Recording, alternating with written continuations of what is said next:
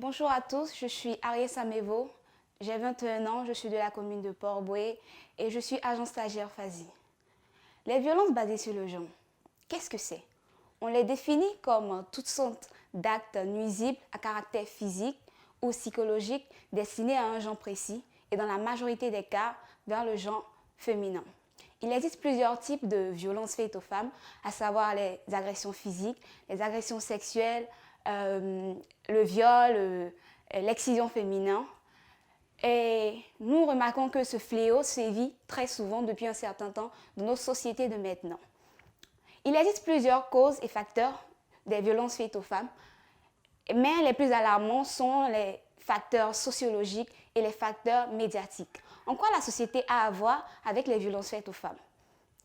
Tout est axé sur l'éducation de base.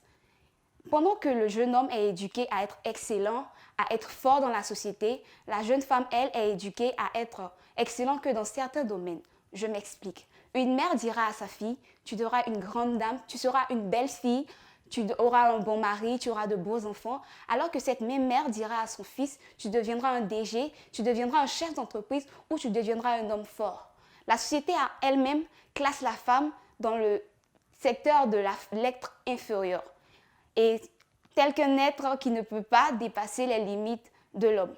Maintenant, parlons des facteurs médiatiques. Dans la majeure partie des films que nous regardons, nous remarquons qu'à chaque fois le héros est un homme qui, par ses capacités intellectuelles ou physiques, devra sauver une damoiselle en détresse et qui, par la même occasion, devra gagner son cœur.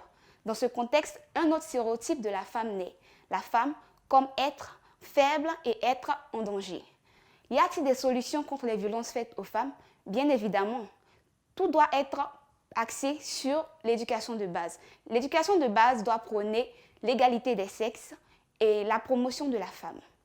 Nous devons aussi valoriser les activités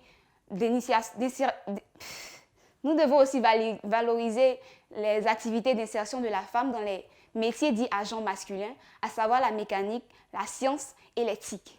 Nous devons aussi insérer des initiatives et des concours valorisant l'intellect et le leadership féminin, des initiatives parmi lesquelles je pourrais citer le concours Miss 2.0. Je suis la candidate numéro 5, votez-moi massivement.